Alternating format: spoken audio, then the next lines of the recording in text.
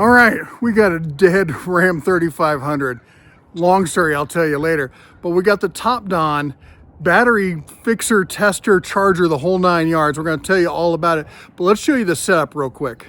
So this is the TB8000. Now this system is a dual battery. There's one over here, there's one over there. I have disconnected the battery from the system here, and we're gonna hook it up to this. And right now we can see here, we got nothing, because we don't have anything hooked up.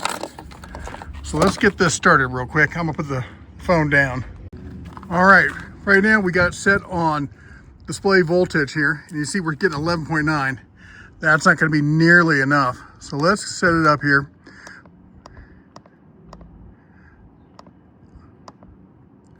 We're going to repair. We're gonna press OK. And we're gonna let this cook for a while. 24 hours later. All right, ignition on, preheat. Hasn't been that cold. Should we do a double preheat? I think we're fine. I missed the, you probably saw it, but I missed the electrical on it. Let's see. Yeah, buddy.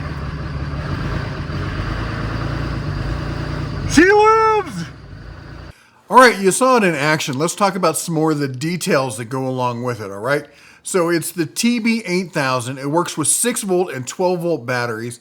It supports just about every chemistry out there: flooded, lead acid, AGM, gel, EFB, calcium, even lithium. So whether you're charging for your daily drive or your motorcycle, ATV, tractor, deep cycle marine, whatever it is, it's pretty much gonna have you covered, all right? It's a smart charger. It uses a 9-step intelligent program figure out its charging cycle. And now what that means is that it adjusts how it charges based on the battery's condition. Now, like my battery here, it'd been sitting for a good long time, and that was kind of the reason why it needed to be handled the way it did. And it will handle all sorts of stuff like it can do soft start, it can do bulk charging, absorption, float, and even desulfonation, which is a real bonus if you're trying to bring back an old battery back from the dead, okay? It also has a cold weather mode, which is one of the reasons I guess I should say that I like it, because I live up here in Montana, and it has a dedicated cold weather charging mode, and that helps it charge in freezing temperatures. It's a game changer really for people who have to deal with, real weather. If you're down in Florida, probably not an issue for you, okay? And as safety features, it has protection against reverse polarity. Now, I've only ever done that once, but I had to buy a new stereo for that car, so that wasn't a lot of fun. Anyway, it's going to protect you from that. It's IP65 dust-proof kind of rated. Water resistant, like splash proof. It's not like you're not going to go swimming with it or anything. So it should be fine. I had it outdoors, just close the hood, let it, charge overnight. It doubles as a battery maintenance charger, so it's ideal for long-term storage. Think winterizing your boat or your RV, or probably should have put it on this truck to begin with. All right, now let's talk about what it's not good for, all right? It isn't a jump starter. It isn't like the kind of thing where you come out, you just hook it up, and you're just gonna jump start your vehicle. I had tried jump starting this. It was able to jump start it, but then like the next day it was dead again. So I really wanted to recondition the battery in this instance. So if it's completely dead, or you're hoping to fire your vehicle up in like 5 minutes, not the tool for you, okay? You'll need a jump pack for that. And limited current output. It's only 8 amps out. That could be argued as a good or a bad, because it's lower than some, but it's also not trying to roast the battery and shove as much juice into it as possible.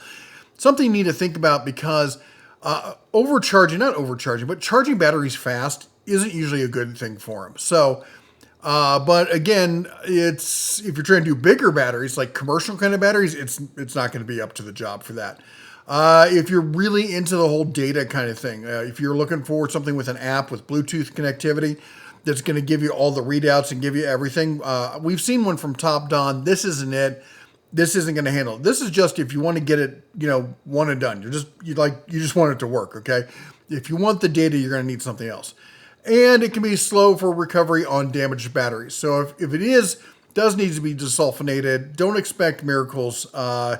It can do it with some of them, It's kind of a crapshoot whether it's going to happen and then how long it's going to take, all right? So the bottom line on this is, is this the right one for you? Well, it's always kind of like the right tool for the job. You got to figure out, does this work for your instance? Because there's other options out there. We're going to talk about those here in just a second. In fact, let me bring that up because I did a quick down and dirty little spreadsheet of some of the other competitors out there. And we're talking about the Noco Genius 10, the C-Tech MK5, the Battery Tender 5 amp. I've talked about Noco and Battery Tender quite a lot. The Schumacher, and then the Noco Genius Pro 25. I threw that one in there just for fun, just to compare it.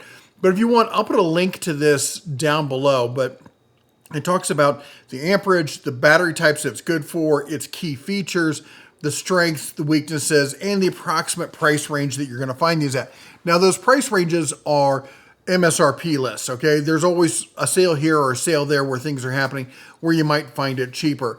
So anyway, let me know which battery charger is going to work best for you.